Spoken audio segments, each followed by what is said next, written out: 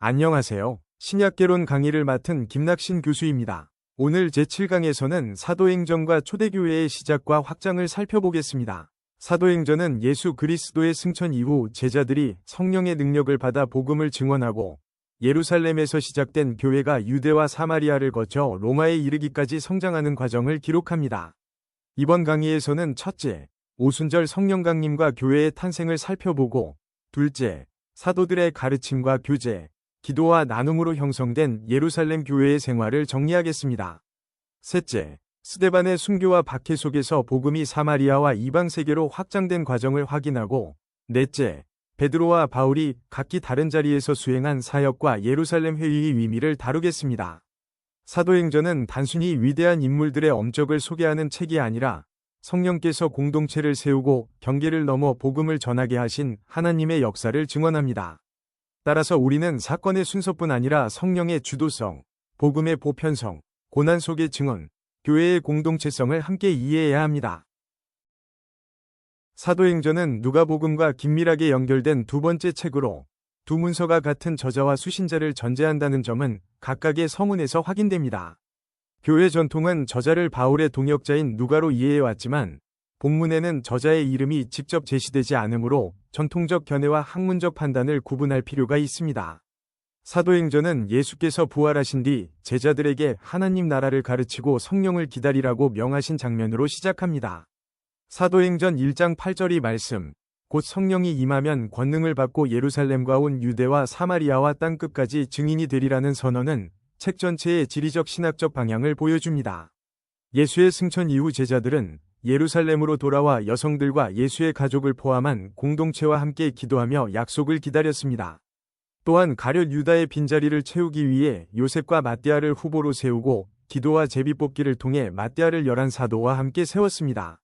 이는 공동체가 인간적 계획만으로 움직이지 않고 기도 가운데 하나님의 인도를 구하며 사명을 준비했음을 보여줍니다.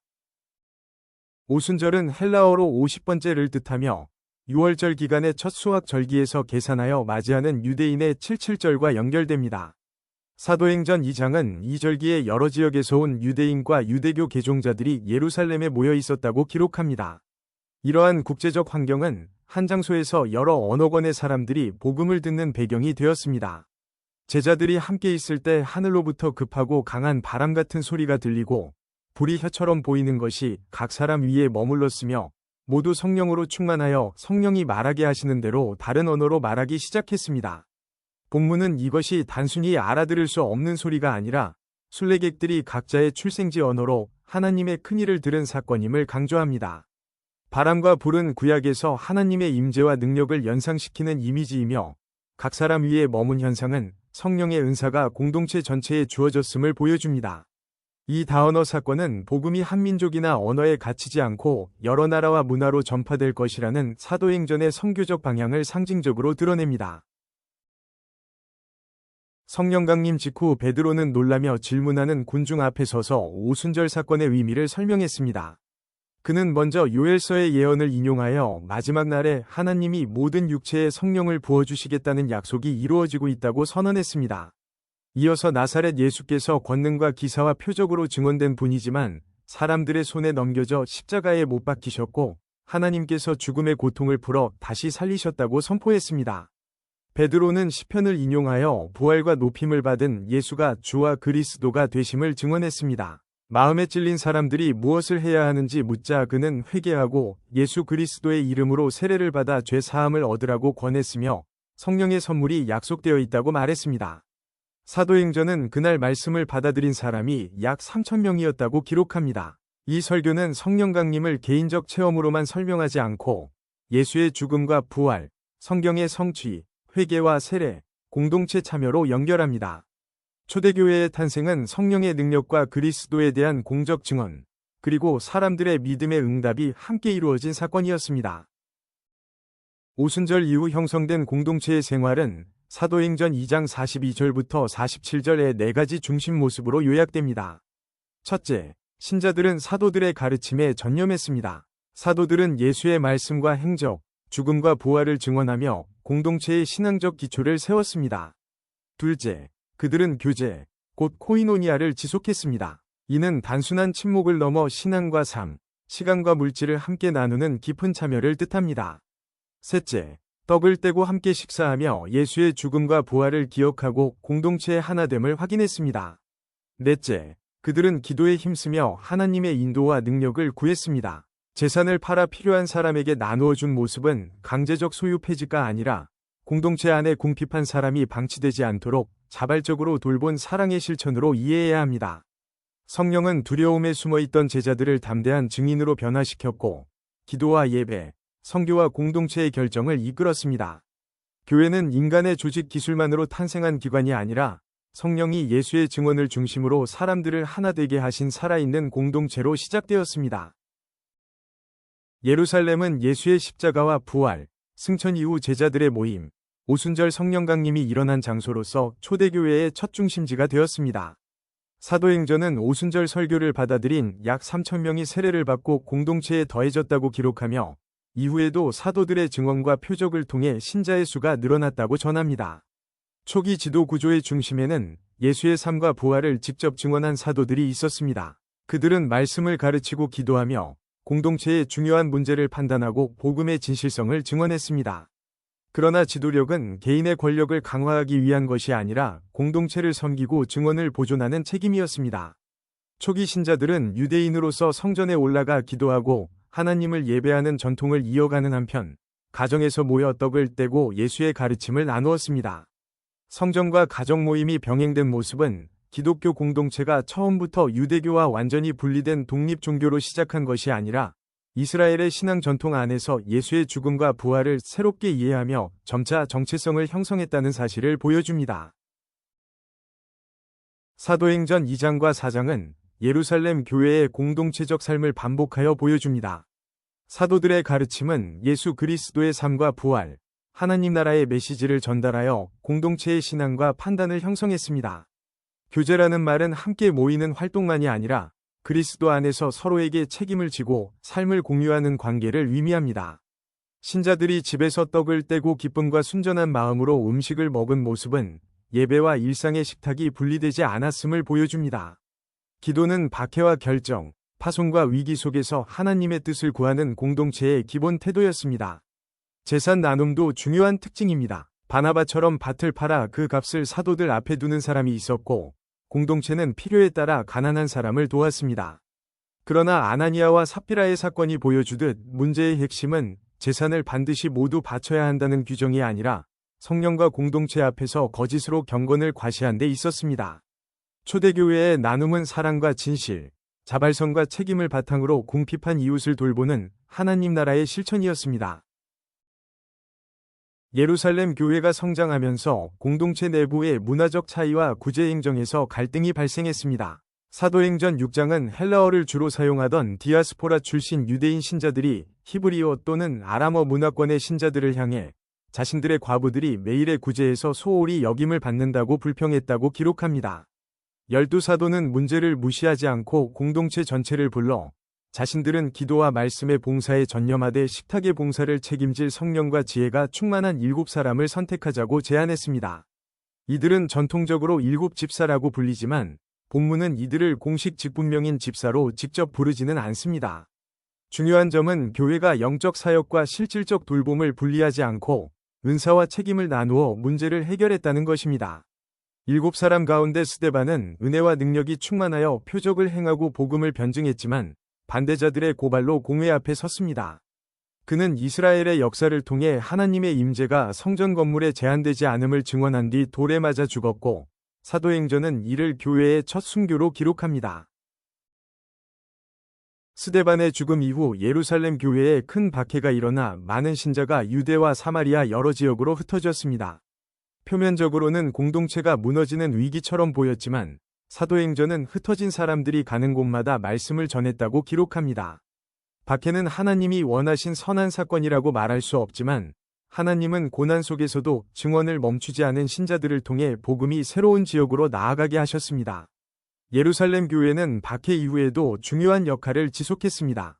베드로와 요한은 사마리아의 복음 수용을 확인했고, 바나바는 회심한 사울을 사도들에게 소개했으며 이후 이방인 선교 문제를 논의하는 예루살렘 회의가 열렸습니다. 예수의 형제 야고보는 사도행전 12장 이후 예루살렘 공동체의 주요 지도자로 등장하며 15장 회의에서 성경을 근거로 이방인 신자에게 율법 전체의 짐을 지우지 말자는 결론을 제안합니다.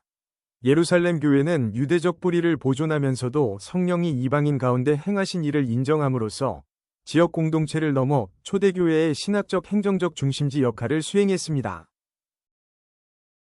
예루살렘 교회가 남긴 신학적 유산은 오늘날 교회의 정체성을 돌아보게 합니다. 첫째, 교회는 성령의 임재와 인도 속에서 시작된 공동체입니다. 사도행전의 중요한 전환점마다 기도와 성령의 충만, 성령의 지시가 나타나며 이는 교회가 인간의 전략과 제도만으로 유지될 수 없음을 보여줍니다.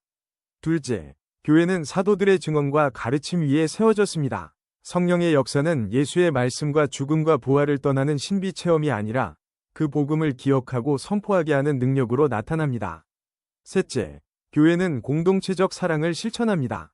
가난한 사람의 필요를 돌보고 삶과 물질을 나누는 모습은 하나님 나라의 가치가 실제 관계 속에 구현되어야 함을 보여줍니다. 넷째, 교회는 박해와 갈등 속에서도 증언을 포기하지 않았습니다. 그러나 초대교회를 모든 면에서 완전한 이상 공동체로 미화해서는 안 됩니다. 구제의 불평, 아나니아와 삽비라의 거짓, 이방인 수용에 대한 논쟁도 존재했습니다. 그럼에도 공동체는 문제를 숨기지 않고 성령과 말씀, 지혜로운 협의를 통해 해결하며 성장했습니다. 바로 이 점이 예루살렘 교회의 현실적이고 지속적인 모범입니다. 사도행전은 예루살렘에서 시작된 복음이 지중해 세계로 확장되는 과정을 보여주는 선교의 역사입니다.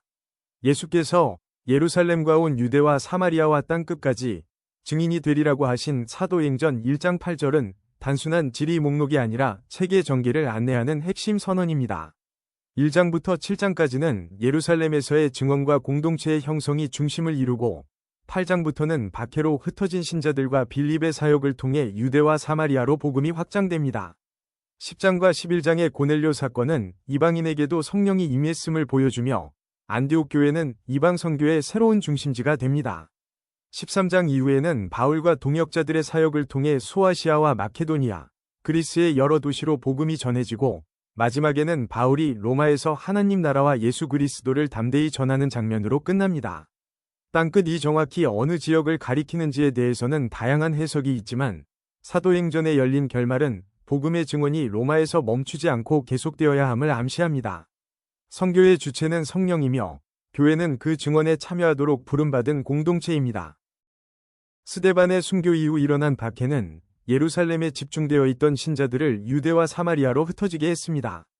사도행전은 사도들을 제외한 많은 사람이 흩어졌다고 기록하며 그들이 가는 곳마다 복음의 말씀을 전했다고 설명합니다.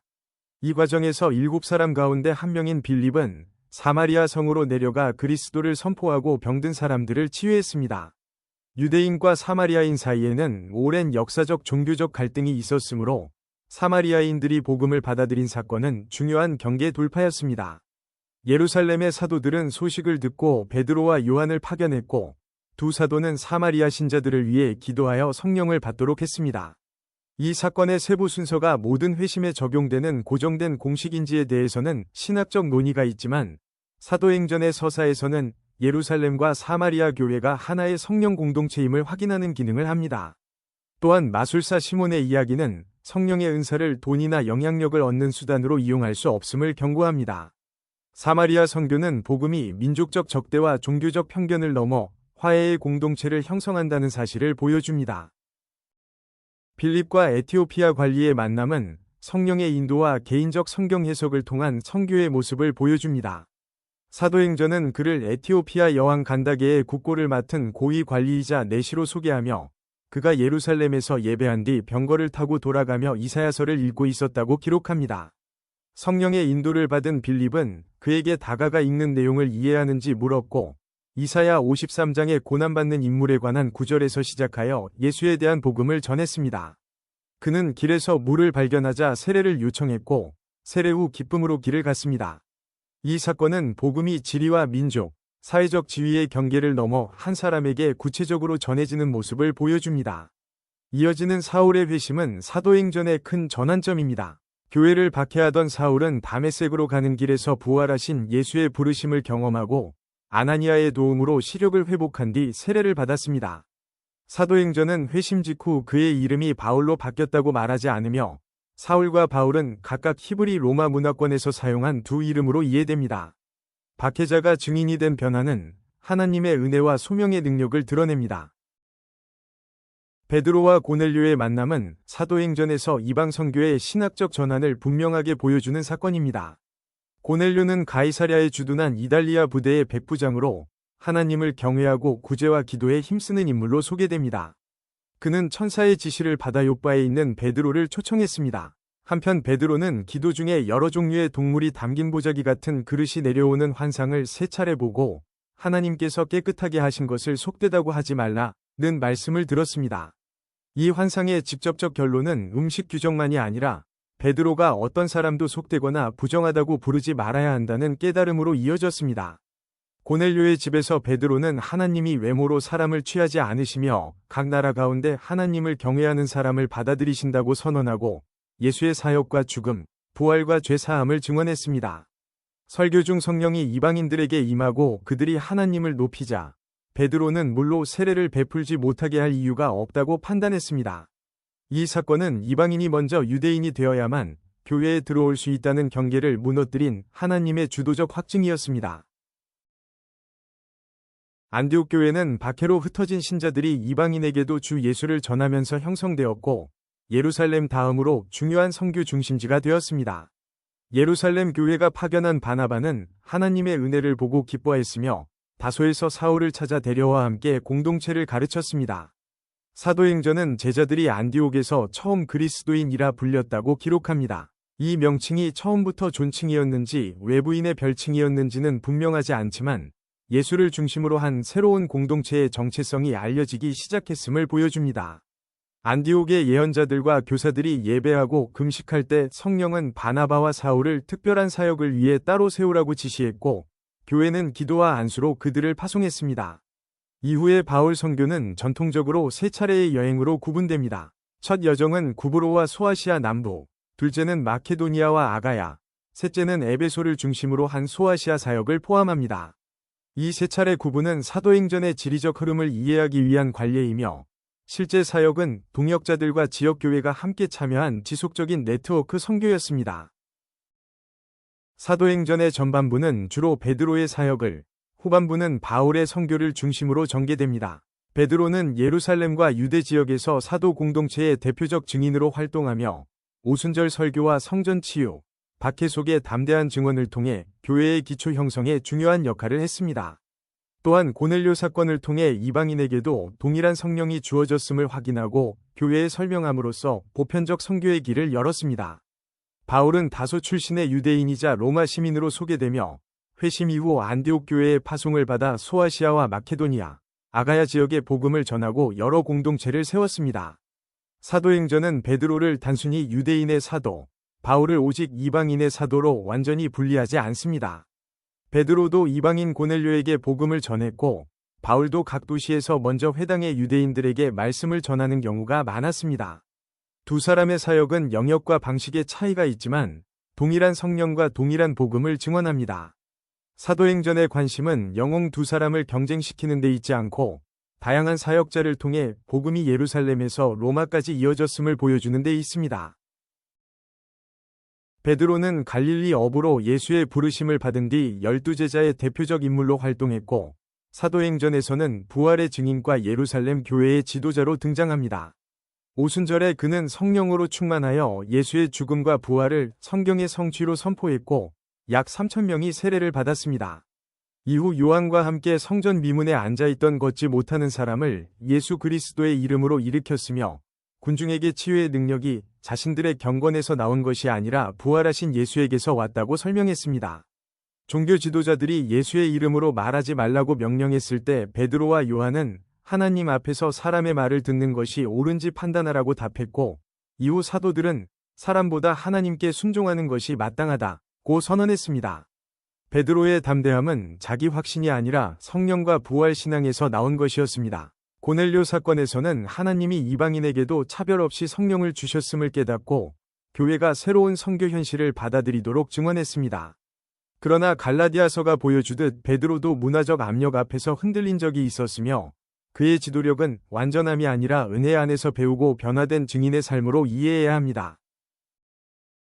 바울은 길리기아의 다소에서 태어난 유대인으로 사도행전은 그가 가말리엘 문화에서 율법 교육을 받았고 로마 시민권을 지녔다고 전합니다. 그는 처음에는 예수 운동을 위험한 집단으로 판단하여 박해했지만 다메섹 길에서 부활하신 예수를 만나 자신의 방향이 근본적으로 바뀌었습니다. 아나니아를 통해 공동체의 환대를 받고 세례를 받은 그는 예수가 하나님의 아들이심을 선포하기 시작했습니다. 갈라디아서에 따르면 바울은 회심 후 아라비아 지역에 갔다가 다메섹으로 돌아왔지만 그 기간과 활동의 자세한 내용은 알려져 있지 않으므로 이를 단정적으로 광야 신학 수련으로 묘사해서는 안 됩니다. 안디옥 교회의 파송을 받은 바울은 동역자들과 여러 도시에서 복음을 전하고 공동체를 세웠으며 이후 편지를 통해 교회의 갈등과 윤리, 예배와 교리를 지도했습니다. 사도행전과 바울 서신은 그가 투옥과 매질, 반대와 위험을 겪으면서도 사명을 지속했음을 보여줍니다. 사도행전의 마지막에서 바울은 죄수의 신분으로 로마에 도착하지만 셋집에서 사람들을 맞아 하나님 나라와 예수 그리스도를 담대하고 거침없이 전합니다. 이는 복음의 말씀이 인간의 사슬에 묶이지 않는다는 열린 결말입니다. 이방인 신자가 증가하면서 초대교회는 이들이 구원을 받기 위해 할례를 받고 모세의 율법 전체를 지켜야 하는지라는 중대한 문제에 직면했습니다. 안디옥에서 논쟁이 일어나자 바울과 바나바를 포함한 대표자들이 예루살렘의 사도들과 장로들을 만나 이 문제를 논의했습니다. 베드로는 고넬료의 집에서 하나님이 이방인에게도 성령을 주시고 믿음으로 마음을 깨끗하게 하셨다고 증언하며 조상들도 온전히 감당하지 못한 멍에를 이방인 제자들에게 지워서는 안 된다고 말했습니다. 바울과 바나바는 이방인 가운데 하나님이 행하신 표적과 회심을 보고했고 야고보는 아모스서를 인용하여 이방인의 참여가 하나님의 계획과 일치한다고 판단했습니다. 회의는 이방인에게 할례와 율법 전체를 요구하지 않되 우상 제물과 피, 목매어 죽인 것과 성적 부도덕을 멀리하라는 지침을 편지로 전달했습니다. 이 결정은 문화적 차이를 무시한 무규범 상태가 아니라 은혜로 구원받는 복음의 원리를 지키면서 유대인과 이방인이 식탁 공동체를 이루기 위한 최소한의 배려를 제시한 것으로 볼 수 있습니다. 사도행전은 이를 사도와 장로, 온 교회가 성령의 인도 아래 토론하고 합의한 공동체적 분별의 사례로 기록합니다. 사도행전은 초대교회의 사건을 시간순으로 나열하는 기록을 넘어 성령께서 교회를 통해 예수 그리스도의 복음을 확장하신 과정을 증언하는 신학적 역사서입니다. 예루살렘의 작은 공동체는 오순절 성령 강림을 통해 담대한 증인 공동체가 되었고 복음은 유대와 사마리아, 소아시아와 마케도니아, 아가야를 거쳐 로마에 이르렀습니다. 첫째 특징은 성령의 주도성입니다. 성령은 사람을 충만하게 하고 선교사를 파송하며 경계를 넘게 하며 공동체가 하나님의 뜻을 분별하게 합니다. 둘째는 복음의 보편성입니다. 유대인과 사마리아인, 에티오피아 관리와 로마 백부장, 여성과 남성, 다양한 사회적 배경의 사람들이 한 공동체로 초대됩니다. 셋째는 고난과 증언의 역설입니다. 박해와 투옥, 순교는 악하고 고통스러운 현실이지만 하나님은 신자들의 충실한 증언을 통해 그 상황에서도 복음이 더 넓게 전해지게 하셨습니다. 넷째는 교회의 공동체성입니다. 가르침과 교제, 기도와 나눔, 갈등 해결과 선교 협력이 교회의 삶을 구성합니다. 오늘날 교회도 성령을 위지하여 경계를 넘어 복음을 증언하고 약자를 돌보며 사랑과 진실을 실천해야 합니다. 제7강을 끝까지 함께해 주셔서 진심으로 감사합니다.